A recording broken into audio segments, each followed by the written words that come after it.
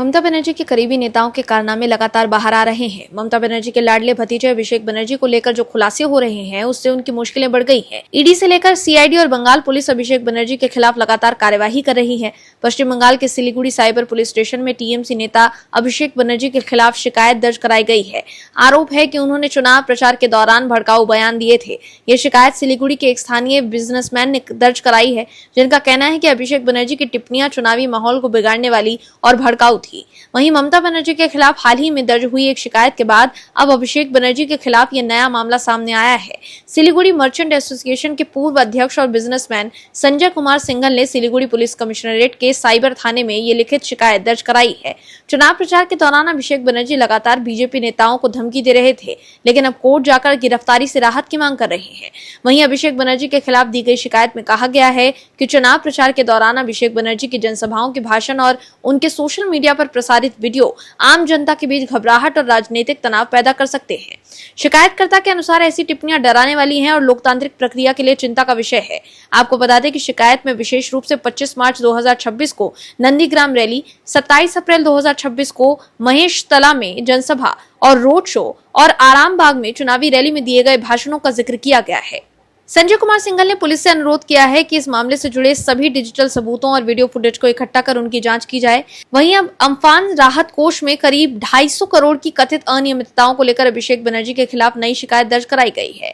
कुल मिलाकर देखें तो अभिषेक बनर्जी और टीएमसी के नेता जो ममता बनर्जी के सीएम रहते भ्रष्टाचार में शामिल थे, उनकी अब खैर नहीं है। हाल ही में हम सब ने देखा कि कैसे छापे के दौरान टीएमसी के नेताओं के खेतों और उनके घरों से करोड़ों रुपए कैश जब्त किए गए थे। वहीं दूसरी तरफ पश्चिम बंगाल के मुख्यमंत्री शुभेंदु अधिकारी सीमा सुरक्षा, नागरिकता सत्यापन और प्रशासनिक बदलाव पर केंद्रित अपना एजेंडा तेजी से आगे बढ़ा रहे हैं। तो वहीं बीजेपी के राज्य अध्यक्ष समीक भट्टाचार्य पार्टी के अंदर ही एक अलग चुनौती से निपटने की कोशिश कर रहे हैं।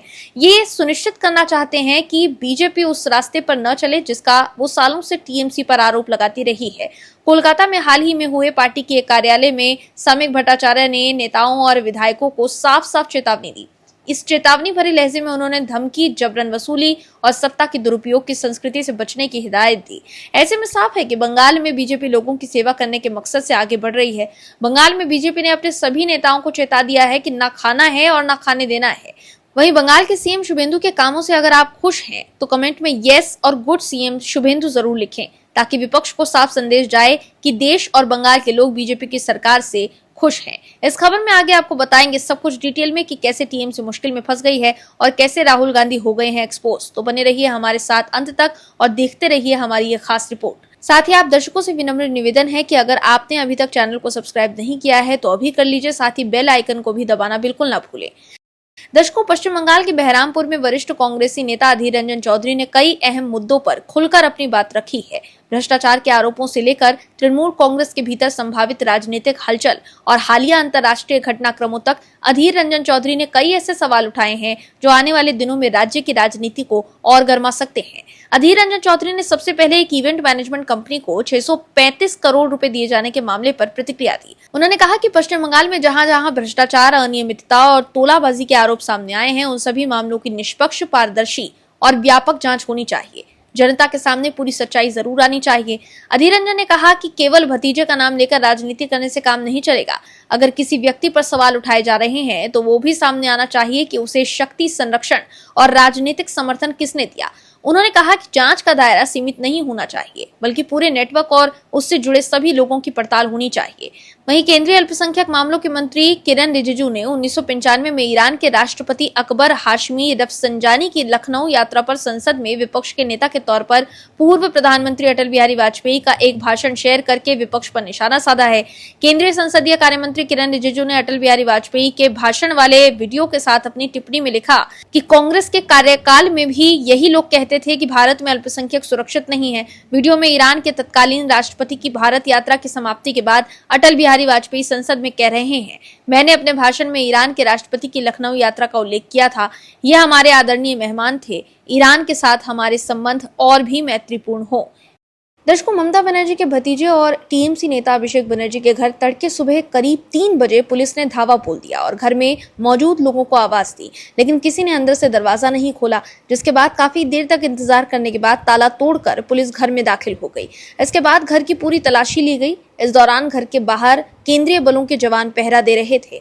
वहीं छापामारी के दौरान ही ममता बनर्जी भी दौड़ी दौड़ी अपने भतीजे अभिषेक बनर्जी के घर पहुंच गई। ऐसे में सवाल उठता है कि आखिर क्यों सुबह सुबह पुलिस अभिषेक बनर्जी के घर पहुंची और पूरा मामला क्या है और पुलिस के हाथ क्या लगा। दरअसल ममता बनर्जी के भतीजे अभिषेक बनर्जी के कालीघाट स्थित घर पर कोलकाता पुलिस ने शुक्रवार देर रात 3 बजे छापा मारा। पुलिस टीम सेंट्रल फोर्स के जवानों के साथ पहुंची थी। पुलिस अधिकारी अंदर गए, जवान गेट के बाहर पहरा देते रहे। ये तलाशी अभियान करीब 4 घंटे तक चला। वहीं छापे की सूचना मिलते ही ममता बनर्जी तुरंत अभिषेक के घर आई, थोड़ी देर रुकी, फिर वापस चली गई। वहीं खबर के मुताबिक पुलिस ने जानकारी दी कि ये छापेमारी अभिषेक बनर्जी के पीए सुमित रॉय का पता लगाने के लिए की गई थी। अभिषेक बनर्जी के पीए सुमित के खिलाफ सालबोनी पुलिस स्टेशन में वित्तीय धोखाधड़ी को लेकर केस दर्ज है। तब से पुलिस सुमित की तलाश में है। सुमित रॉय का मोबाइल फोन आखिरी बार अभिषेक बनर्जी के कालीघाट आवास पर ट्रेस किया गया था, जिसके बाद पुलिस ने यहां छापा मारा। वहीं अभिषेक ने आरोप लगाया कि पुलिस अधिकारी ताला तोड़कर घर में घुसे और हर कमरे की तलाशी ली। अभिषेक के घर छापेमारी ऐसे वक्त की गई जब फर्जी हस्ताक्षर मामले में उनके खिलाफ सीआईडी जांच जारी है। दर्शकों, अभिषेक बनर्जी मुश्किल में फंस गए हैं। अभिषेक बनर्जी को 14, 15 और 16 जून को 3 अलग अलग मामलों में 2 जांच एजेंसियों के समक्ष पेश होना है। 14 जून को राज्य विधानसभा में विपक्ष के नेताओं की नियुक्ति से जुड़े एक महत्वपूर्ण प्रस्ताव पर कुछ टीएमसी के विधायकों के हस्ताक्षरों में कथित गड़बड़ी के मामले में सीआईडी मुख्यालय भवानी भवन में अभिषेक बनर्जी से पूछताछ होनी है। गौरतलब है कि इस मामले में गुरुवार को भी अभिषेक बनर्जी सीआईडी के सामने पेश हुए थे और उनसे करीब 6 घंटे तक पूछताछ हुई थी। वहीं 15 जून को बहुचर्चित शिक्षक भर्ती घोटाले यानी कैश फॉर स्कूल जॉब मामले में प्रवर्तन निदेशालय के सॉल्ट लेक कार्यालय में पेशी। वहीं 16 जून को विधानसभा चुनाव में पहले केंद्रीय गृह मंत्री अमित शाह को धमकी देने और हिंसा भड़काने के आरोपों से जुड़े मामले में फिर सीआईडी पूछताछ करेगी। कुल मिलाकर देखें तो अभिषेक बनर्जी के लिए अब कानूनी कार्यवाही से बचना मुश्किल हो गया है। वहीं टीएमसी सांसद सागरिका घोष ने एक्स पर लिखा कि तलाशी अभियान के दौरान पुलिस को कुछ नहीं मिला, बस राजनीतिक बदले की भावना, डराना धमकाना और मानसिक प्रताड़ना। ऑपरेशन लोटस उन सभी नेताओं को निशाना बना रहा है जो बीजेपी के आदेशों के आगे झुकने से इनकार करते हैं। विपक्ष के खिलाफ बदले की भावना से किया गया काम है, ये घटिया हरकत है, शर्म की बात है। वहीं ममता बनर्जी के खिलाफ भी 2 एफआईआर दर्ज हो चुकी है।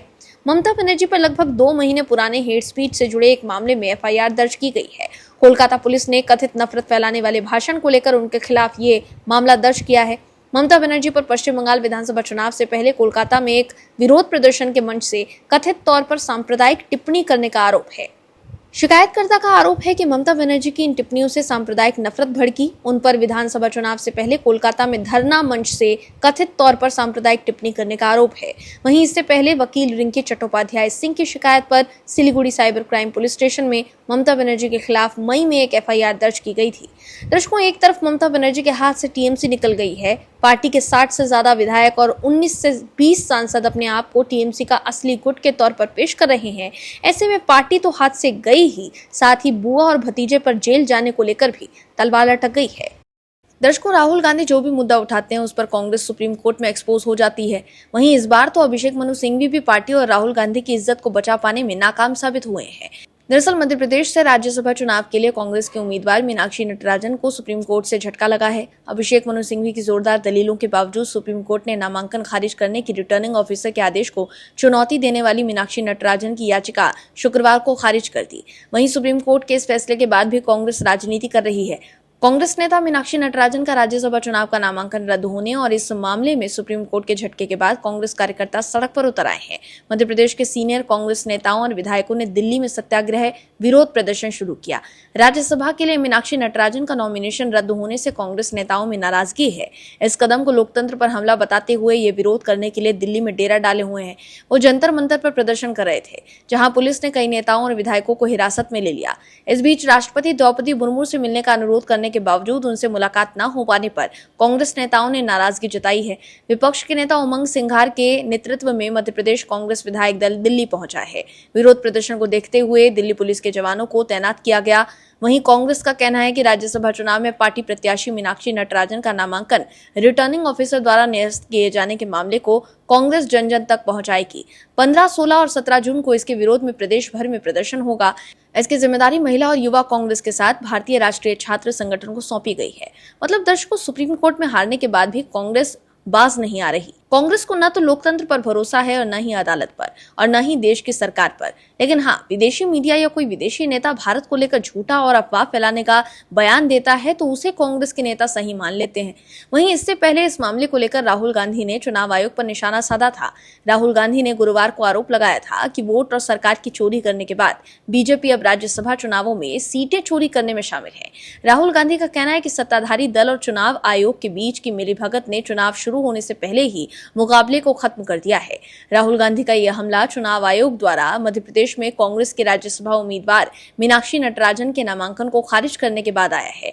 मगर अब सुप्रीम कोर्ट द्वारा मीनाक्षी नटराजन की याचिका खारिज करने के बाद राहुल गांधी पर बीजेपी ने जमकर निशाना साधा है। बीजेपी प्रवक्ता प्रदीप भंडारी ने कहा है कि राहुल गांधी को भारत की जनता से माफी मांगनी चाहिए। दर्शकों, राहुल गांधी का हर मुद्दा फ्लॉप होता जा रहा है। आज राहुल गांधी की विश्वसनीयता पर विजयन जैसे केरलम के पूर्व सीएम और विपक्ष के बड़े नेता ही सवाल खड़े कर रहे हैं। देश के लोगों को राहुल गांधी पर भरोसा नहीं है। वहीं अब कॉकरोच जनता पार्टी के सोशल मीडिया से मैदान में उतरने के बाद कांग्रेस को राहुल गांधी के अस्तित्व पर ही खतरा मंडराने लगा है। तभी तो सुप्रिया श्रीनेत के अलावा तमाम कांग्रेस के नेता सोशल मीडिया पर लगातार ये बता रहे हैं कि सिर्फ राहुल गांधी ही जेनजी की आवाज उठा रहे हैं। वहीं अब कॉकरोच आंदोलन के बीच राहुल गांधी भी छात्रों के बीच जाएंगे। दरअसल राहुल गांधी नीट, यूजी और कई अन्य परीक्षाओं में पेपर लीक के मामले को लेकर छात्र सम्मेलन करेंगे। इसकी शुरुआत 17 जून को राजस्थान के कोटा से होगी। इसके बाद प्रयागराज, पटना और दिल्ली में भी वो इस तरह के सम्मेलनों के माध्यम से छात्रों से संवाद करेंगे। कांग्रेस के संगठन महासचिव केसी वेणुगोपाल ने बताया कि इन छात्र सम्मेलनों के माध्यम से नीट के विकेंद्रीकरण, परीक्षा शुल्क खत्म करने, पेपर लीक रैकेट में शामिल लोगों के खिलाफ सख्त कानूनी कार्यवाही करने और केंद्रीय शिक्षा मंत्री धर्मेंद्र प्रधान के इस्तीफे की मांग उठाई जाएगी। तो देखा आपने कैसे अब राहुल गांधी के लिए अपना राजनीतिक अस्तित्व बचाना भी मुश्किल हो गया है। कौन जानता था कि साइनी घोष और कल्याण बनर्जी भी बागी हो जाएंगे। वहीं सवाल उठ रहा है कि क्या साइनी घोष को बीजेपी अपने साथ लेगी, क्योंकि उन पर हिंदुत्व को लेकर अपमानजनक पोस्ट करने का गंभीर आरोप है। वहीं कल्याण बनर्जी ने भी बागी रुख अख्तियार कर लिया था, लेकिन टीएमसी के राष्ट्रीय महासचिव अभिषेक बनर्जी पर तीखा हमला बोलने और पार्टी प्रमुख ममता बनर्जी को अपने और अपने भतीजे के बीच किसी एक को चुनने का अल्टीमेटम देने के बाद वरिष्ठ टीएमसी सांसद कल्याण बनर्जी के तेवर अचानक नरम पड़ गए हैं। उन्होंने अब सुलह भरा रुख अपनाते हुए अभिषेक को अपने बेटे जैसा बता दिया है और कहा कि बेटे की गलतियों को माफ करना एक पिता का कर्तव्य है। टीएमसी के भीतर बढ़ती दरार के बीच शनिवार को समाचार एजेंसी एएनआई से बात करते हुए कल्याण बनर्जी ने कहा है कि वो मेरे बेटे जैसा है, बेटे की सभी गलतियों को माफ करना पिता का काम है। कल्याण बनर्जी की सुलह वाली बातें इस हफ्ते की शुरुआत में की गई, उनकी टिप्पणियों से बिल्कुल अलग है। इससे पहले उन्होंने अभिषेक बनर्जी पर अहंकार का आरोप लगाया और पार्टी की परेशानियों के लिए उन्हें जिम्मेदार ठहराया था। दर्शकों, टीएमसी में अब बागी सांसद के तौर पर सुदीप बंदोपाध्याय का नाम सामने आया है। टीएमसी के बागी गुट की नेता और अभिनेत्री शताब्दी रॉय शनिवार को दिल्ली पहुंची तो उनके साथ ममता बनर्जी के करीबी नेता सुदीप बंदोपाध्याय भी साथ थे। शताब्दी रॉय उन्हें लेकर सीधे केंद्रीय मंत्री और बीजेपी नेता भूपेंद्र यादव के आवास पर पहुंची। ये घटनाक्रम ऐसे वक्त पर सामने आया जब 19 बागी सांसदों का खेमा खुद के असली टीएमसी होने का दावा कर रहा है। बागी सांसदों के खेमे में सुदीप बंदोपाध्याय के जाने से अब कुल संख्या बढ़ सकती है। टीएमसी के सांसद सुदीप बंदोपाध्याय ने दिल्ली में केंद्रीय मंत्री भूपेंद्र यादव से मुलाकात की है, जिसके बाद इस बात की अटकलें लग रही हैं कि वो टीएमसी के बागी सांसदों के साथ शामिल हो सकते हैं। वहीं इससे पहले भी टीएमसी के बागी सांसद भूपेंद्र यादव के घर पर इकट्ठा हुए थे। बाद में कुछ सांसद शताब्दी रॉय के आवास पर गए थे। वो कोलकाता उत्तर लोकसभा क्षेत्र के कद्दावर सांसद हैं। वो इस क्षेत्र से लगातार जीतते आ रहे हैं और कोलकाता के स्थानीय संगठन पर उनकी मजबूत पकड़ है। सुदीप बंदोपाध्याय और उनकी पत्नी नयना बंदोपाध्याय को मुख्यमंत्री ममता बनर्जी का बेहद करीबी और संकट मोचक माना जाता रहा है। नयना बंदोपाध्याय टीएमसी विधायक हैं। आपको बता दें कि राजनीतिक हलकों में उन्हें टीएमसी के भीतर ओल्ड गार्ड यानी पुराने और वरिष्ठ नेताओं के गुट का प्रमुख चेहरा माना जाता है। कई मौकों पर उनके अभिषेक बनर्जी के करीबी नेताओं से वैचारिक मतभेद भी चर्चा का विषय रहे हैं, लेकिन ममता बनर्जी के समर्थन के कारण उनकी हैसियत हमेशा शीर्ष पर बनी रही। ममता बनर्जी ने उनकी पत्नी को बंगाल में हार के बाद भी विधानसभा में डिप्टी लीडर बनाया था। सुदीप बंदोपाध्याय टीएमसी के संस्थापक सदस्यों में शामिल हैं। उनके शताब्दी रॉय के साथ दिखने से राजनीति गर्मा गई है। वहीं टीएमसी के कई बागी सांसदों ने सार्वजनिक तौर पर एनडीए को सपोर्ट देने की इच्छा जाहिर की है। हालांकि बीजेपी राजनीतिक घटनाक्रमों पर पैनी नजर बनाए हुए है और रणनीति बनाने में जुटी हुई है। मीडिया रिपोर्ट की माने तो बीजेपी के सूत्रों ने इकोनॉमिक टाइम्स को बताया है कि पार्टी जल्दबाजी में कोई फैसला नहीं लेगी। पश्चिम बंगाल में उसका पूरा फोकस नई सरकार को स्थापित करने और स्थिर बनाने पर है। वहीं टीएमसी में भगदड़ मची हुई है और उससे कई नेता बीजेपी पदाधिकारियों के संपर्क में आ गए हैं। हालांकि इसका मतलब ये नहीं है कि बीजेपी टीएमसी के सभी बागी नेताओं को पार्टी में शामिल करने वाली है।